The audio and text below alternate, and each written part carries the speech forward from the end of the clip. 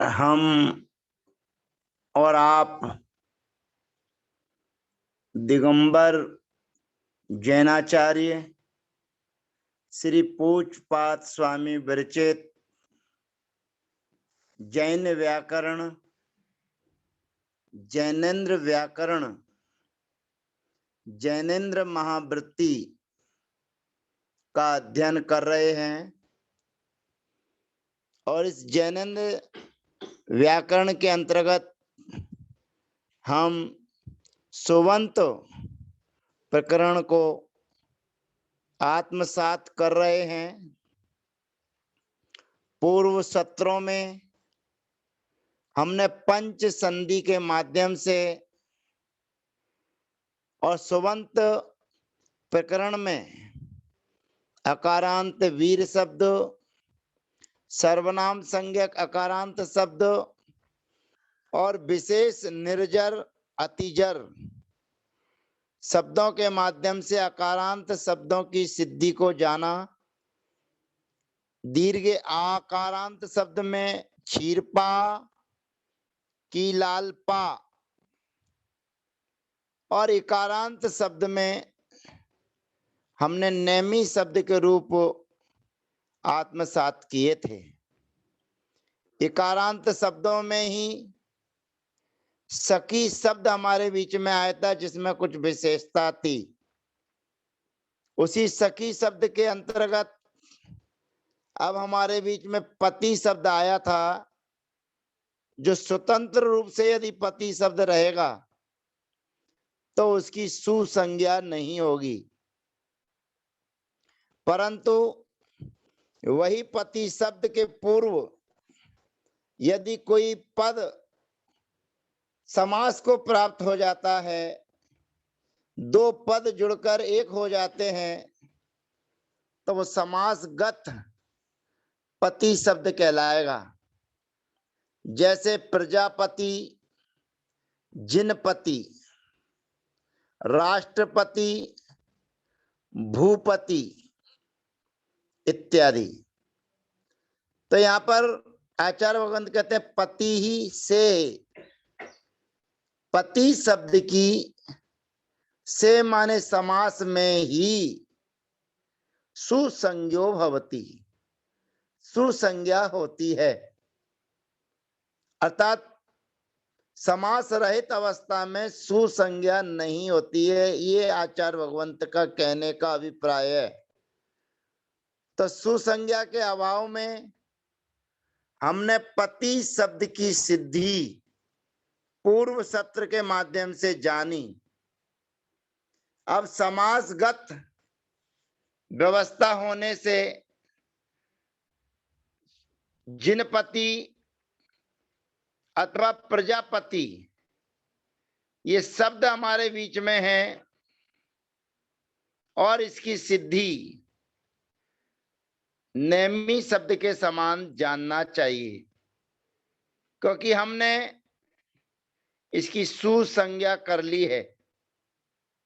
और जहां सुसंज्ञा होती है वहां सारे के सारे रूप नेमी शब्द के समान चलते हैं, सिद्ध होते हैं, ऐसा जानना चाहिए। तो हम जिनपति शब्द को आश्रित लेकर पति शब्द जिनके अंत में है उनकी सिद्धि करने जा रहे हैं। जिनपति धन सु, कार्यार्थो प्रयोगित सूत्र के माध्यम से सु में रहने वाला जो उ है उसकी इत संज्ञा होगी और नासा खम सूत्र से उस इत संज्ञक का लोप हो जाएगा। स्थिति बनी हमारी जिनपति धन सा। अब सर्वप्रथम पहला सूत्र है स सजुसो री। सा और सजुस शब्द के सकार के स्थान पर री आदेश होता है। तो ये विभक्ति संबंधी जो सा था उसके स्थान पर रा आदेश होगा और अगला सूत्र लगेगा विरामे विसर्जनीय। इस सूत्र के माध्यम से रेप के स्थान पर विसर्जनीय आदेश होकर प्रथम प्रयोग बनेगा जिन पति ही। द्विवचन में औ विभक्ति के आने पर जिन पति धन औ, यहां पर अची को यण सूत्र से यण आदेश की प्राप्ति है, परंतु सुटी पूर्वस्वम सूत्र के माध्यम से पूर्व पद को जो पति में रहने वाली ई है और जो औ विभक्ति है, दोनों को मिलकर पूर्व पद को दीर्घ आदेश किया जाता है। तो पूर्व पद में रहने वाली ई को जब दीर्घ आदेश कर देंगे तो प्रयोग बनेगा जिन पति। जस विभक्ति के आने पर जस में रहने वाला जो जकार है उसका कार्यार्थ हो प्रयोगित नासा खम के माध्यम से इत संज्ञा होकर लोप हो जाएगा। और यहां पर पति से सूत्र के माध्यम से इसकी समास, इसकी सुसंज्ञा हो जाएगी। और सुसंज्ञा का फल यद्यपि नियमानुसार टा विभक्ति में, गे गसी विभक्ति में, गी विभक्ति में, इन 5 स्थानों पर ही देखने को मिलता है। तो यहां पर सूत्र लगता है अची को यण। अची को यण सूत्र की प्राप्ति होने पर अगला सूत्र है सुटी पूर्वस्वम। इस सूत्र की भी हमें प्राप्ति होती है। अब दोनों सूत्रों की प्राप्ति होने के बाद अगला सूत्र हमारे पास में आता है जसी। ये सूत्र सब पूर्व में आ चुके हैं। अभी यहाँ पर तो केवल प्रक्रिया जो पति शब्द की चल रही है उसके अंतर्गत ही जिन पति शब्द पति से के अंतर्गत जो बैठा हुआ है वही चल रहा है। सूत्र सभी पुराने लग रहे हैं जो हम पढ़ चुके हैं नेमी शब्द में। तो जसी ये सूत्र के माध्यम से जो जिन पति में रहने वाली ई है उस ई के स्थान पर एप अर्थात गुण आदेश हो जाएगा। और गुण आदेश होने पर पते धन अस, तो यहां पर एचो यवा यावा सूत्र के माध्यम से ए के स्थान पर अय आदेश हो जाएगा। और सजुसो री और विरामे विसर्जनीय सूत्र के माध्यम से विसर्ग आदेश होकर पतेया जिन पतेया प्रयोग सिद्ध होता है। संबोधन में सी विभक्ति के आने पर पति से समास से सी संज्ञा, सुसंज्ञा और संबोधने बोध्यम सूत्र से बोध्य संज्ञा होकर एक की सूत्र से की संज्ञा करने पर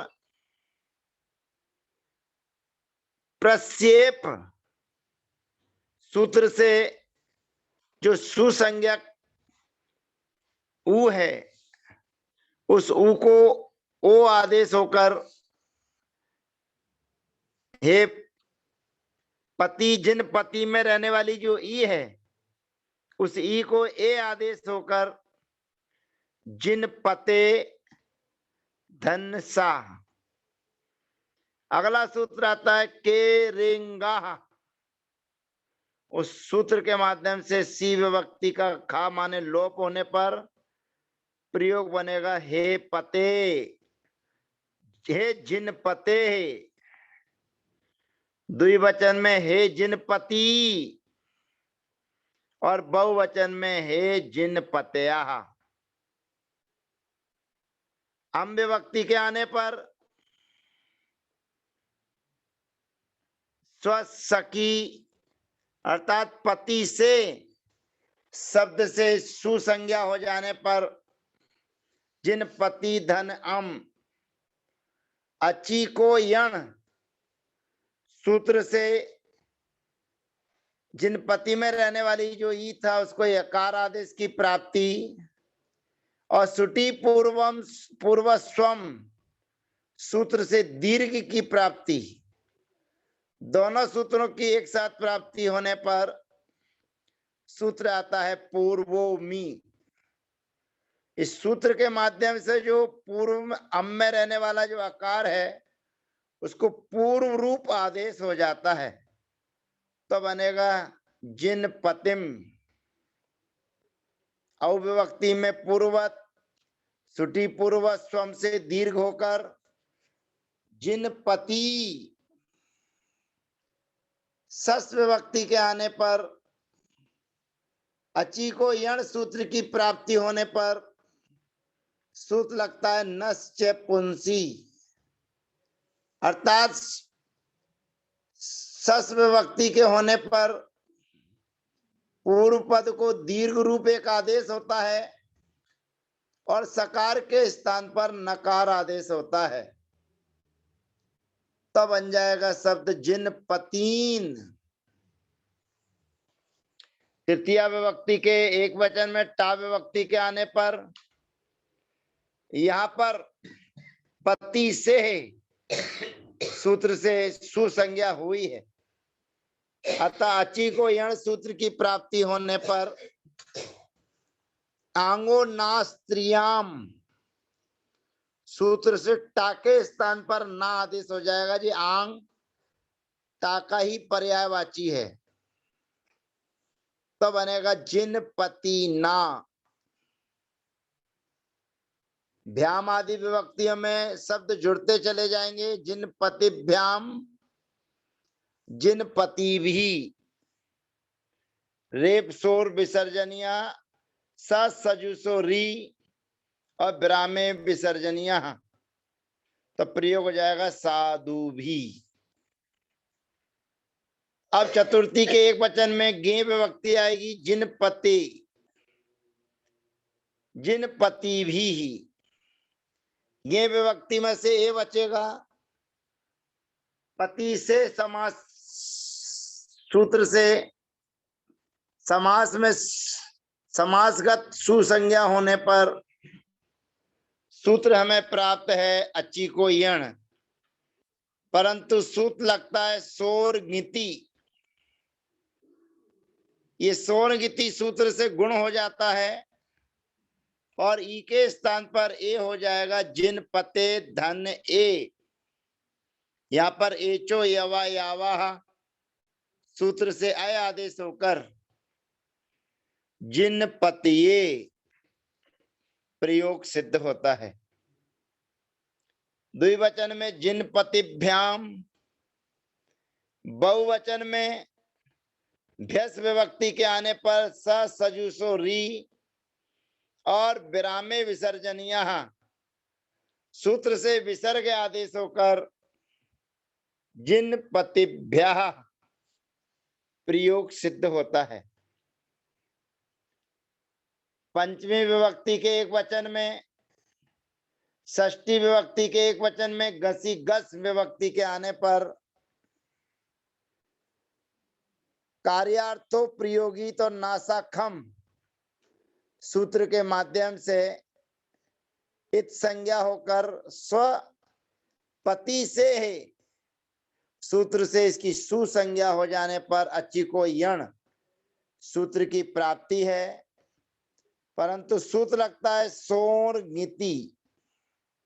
सोरगिति सूत्र कहता है कि सुसंज्ञक के लिए गुण होता है, ई के लिए ए गुण और ऊ के लिए ओ गुण होता है, तो ओ गुण की प्राप्ति होकर ओ गुण होकर हे जिन पते धन गसी गस में से अस बचेगा तो अस। अगला सूत्र आता है गसी गसो। गसी गसो कहता है कि गसी गस का जो अस का आकार है उसको पूर्व रूप एक आदेश होता है, अर्थात पूर्व में रहने वाला जो ए है उस रूप आदेश होकर स सजुसो री और विरामे विसर्जनीय सूत्र के माध्यम से जिन पते है प्रयोग सिद्ध होता है। भ्याम आदि विभक्ति में जिन पतिभ्याम जिन पतिभ्या, षष्ठी में गस विभक्ति लाएंगे तो यही रूप बनेगा जिन पते। ओस विभक्ति के आने पर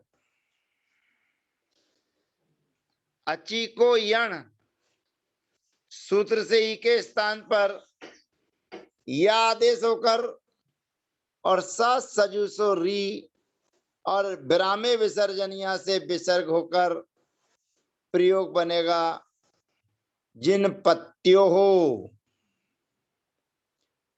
आम विभक्ति के आने पर जिन पति धन आम,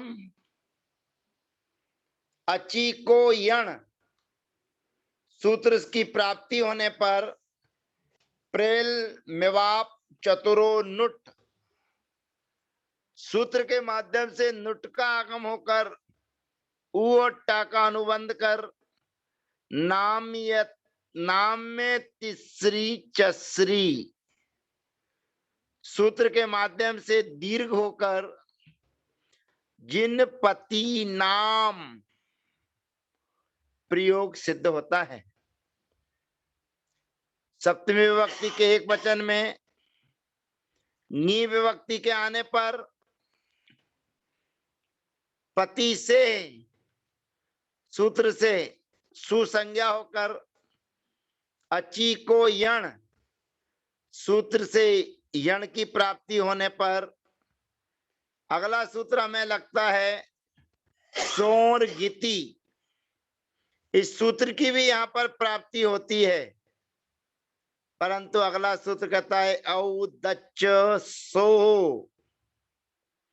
यह सूत्र दो काम करता है, एक तो सुसंज्ञा के लिए अंत को आकार आदेश करता है और गी विभक्ति के स्थान पर औ आदेश करता है।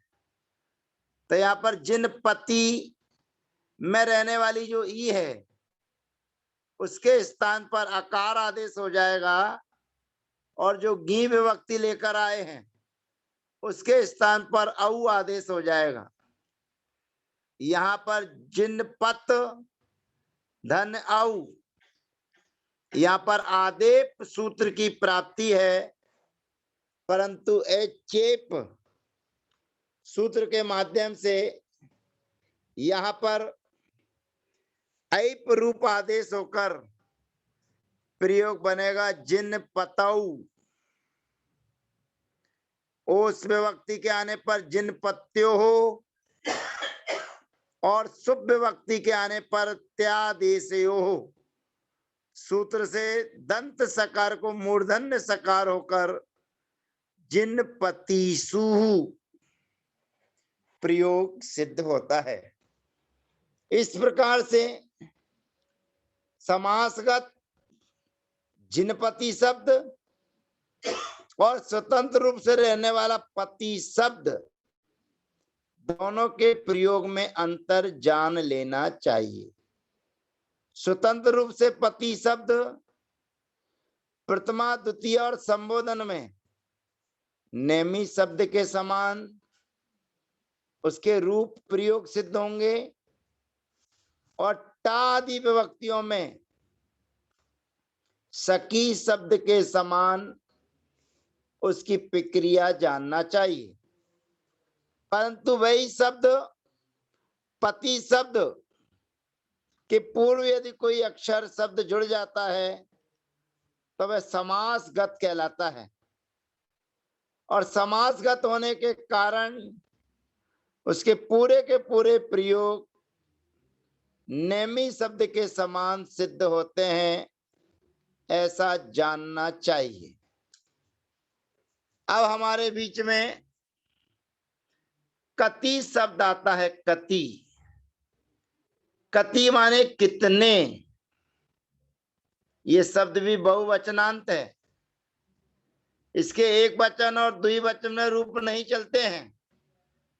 कति शब्दों नित्यम बहुवचनांता, कति शब्द नित्य बहुवचनांत है, और नित्य बहुवचनांत होने के कारण कति शब्द से हम जस विभक्ति लेकर आएंगे, जस, और जस विभक्ति के लाने पर आगे सूत्र आता है शनांतेय, शनांतेय, ये सूत्र आ गया शनांतेय। यह सूत्र कहता है सकार नकारांता संख्या कति शब्दस्य इल संज्ञौ भवति। सकारांत शब्द सस, नकारांत शब्द पंचन, सप्तदन, सप्तन, अष्टन, नवन आदि, और संख्यावाची कति शब्द, कति माने कितने, इन शब्दों की इल संज्ञा होती है, इल। अब ध्यान रखना, इल संज्ञा करने का प्रयोजन क्या है, जो जहां पर आम विभक्ति आती है तो वहां पर इन सूत्र के माध्यम से जो पढ़े थे प्रेल मेवाप, उससे सुट का आगम करने के लिए यहाँ पर इल संज्ञा दर्शाई गई है, इल संज्ञा हो गई। अब अगला सूत्र आता है उवुजुस, उवुजुस, जहां पर आपने इल संज्ञा की है, वो इल संज्ञा को करने के बाद में हमारे बीच में सूत्र आ जाता है उवुजुस तस्यैव नासस्य, जहां आपने इल संज्ञा करके लोप किया है तो उससे तस्यैव नासस्य, जहां आपने उसको नष्ट किया है उसको उप, उच्च और उस, ये तीन संज्ञाएं जानना चाहिए जहां पर आपने उप किया हो। तस्यैव नासस्य उप उच्च उस इति एताः संज्ञा भवन्ति। आगे होने वाली ये संज्ञाएं हैं, उपसंज्ञा किसे कहते हैं आगे बताएंगे, उच्च संज्ञा किसे कहते हैं आगे बताएंगे, उपसंज्ञा किसे कहते हैं आगे बताएंगे। इन सभी सूत्रों की प्रक्रिया में आगे आ रहा है सूत्र उविलाह। उविलाह यह सूत्र कहता है कि इल संज्ञ का उत्तर प्रयोग जस ससो उपभवती, अर्थात इल संज्ञा से परे जो जस और सस विभक्ति हैं उसको उप आदेश होता है। उप का मतलब भी नाश माने लोप, ये ध्यान रखना, जहां कहेंगे उप वहां पर भी लोप, जहां कहेंगे उच्च वहां पर भी लोप, और जहां कहेंगे उस वहां पर भी लोप होता है। ये तीन शब्दों के माध्यम से प्रयोग दर्शाए जाएंगे। इल संज्ञकात और इल संज्ञक से परे जो जस और सस है उनको उप होता है, उप माने लुप, लोप, तो यहां पर उसका लोप हो गया, किसका, जस और सस का। शब्द हमारे पास में था कति, और कति होने पर यहाँ पर प्रत्यय लक्षण, प्रत्यय लोपे प्रत्यय लक्षणम, प्रत्यय के लोप होने पर प्रत्यय का लक्षण देखा जाता है, तो जसी सूत्र लगा दीजिए, क्योंकि ये सुसंज्ञक है। जसी शब्द से ई को ये कर दीजिए, कहते हैं त्य खे त्याश्रयम, ये वही परिभाषा है, त्यस्य खे कृते अपि तदासम कार्यम भवति, अर्थात प्रत्यय के लोप हो जाने पर प्रत्यय के आश्रित रहने वाला कार्य होता है, ऐसा जानना चाहिए। तो क्या जानना चाहिए, कहते जसी सूत्र के माध्यम से यहाँ पर ई के स्थान पर ए आदेश कर दीजिए, ए कर दीजिए। तो फिर अगला सूत्र आता है नो मता गो।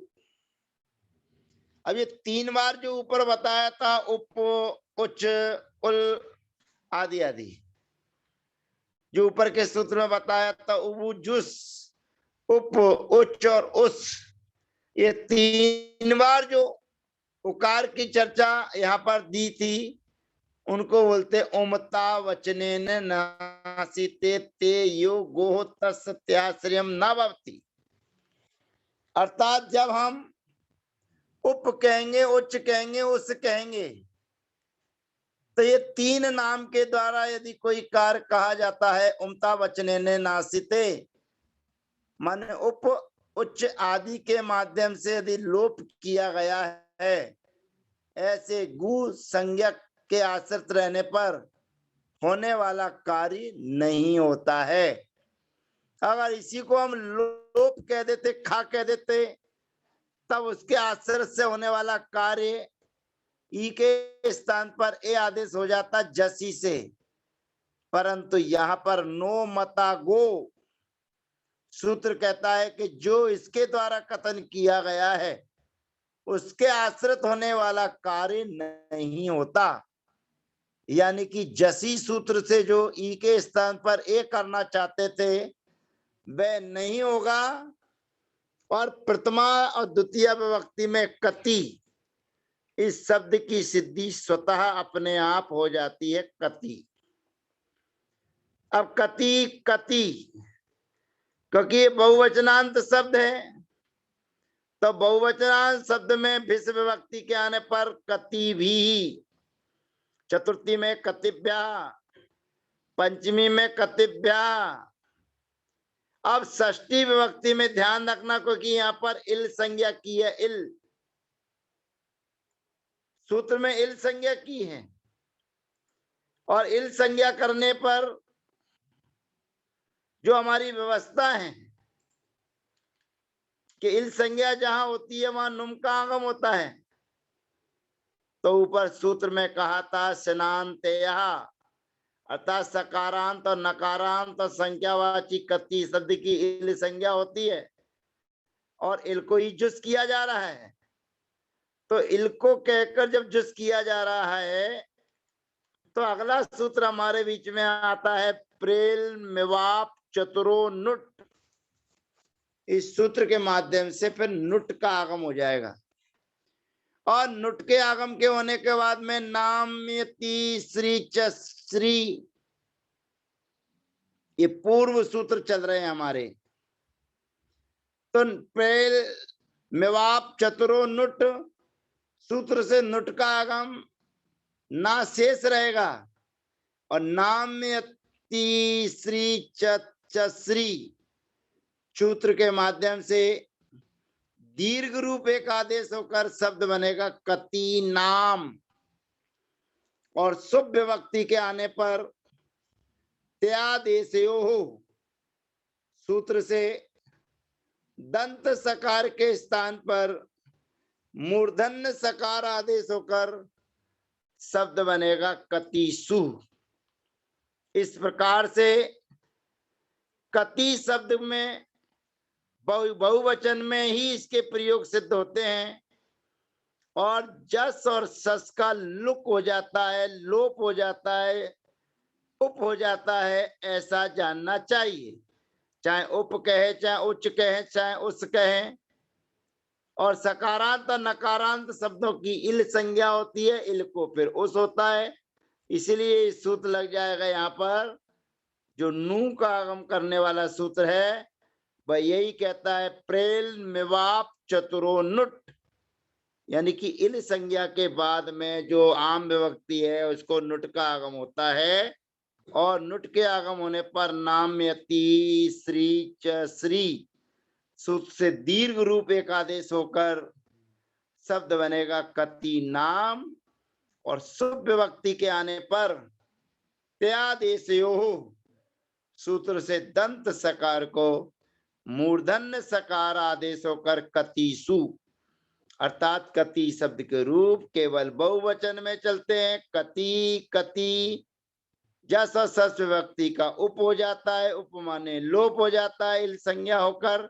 उसके बाद में भिस्मेर रे सजुसो री और विरामे विसर्जन यह कति भी, ऐसे ही कतिभ्यः, ऐसे ही कतिभ्यः। और आम विभक्ति के आने पर ये सूत्र जो हमारे बीच में आया था, प्रेल मिवाप चतुरो नुट, प्रेल मिवाप चतुरो नुट, इससे नुट का आगम।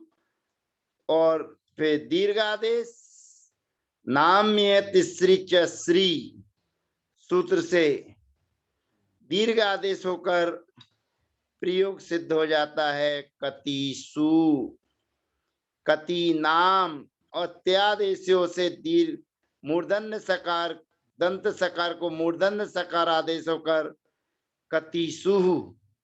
इस प्रकार से ये प्रयोग सिद्ध होते हैं। अब हमारे बीच में अगले सत्र में इकारांत त्रि शब्द आएगा, त्रि, क्योंकि वह भी ई है।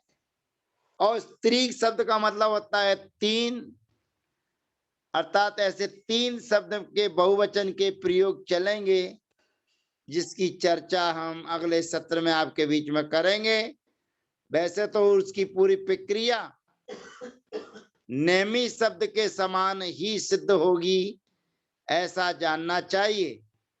आम विभक्ति के आने पर त्रि को त्रय आदेश हो जाएगा, यानी कि अकारांत रूप आदेश होकर नुट का आगम और दीर्घ करने पर प्रयोग सिद्ध होगा त्रियाणाम, बहुवचन में त्रिषु।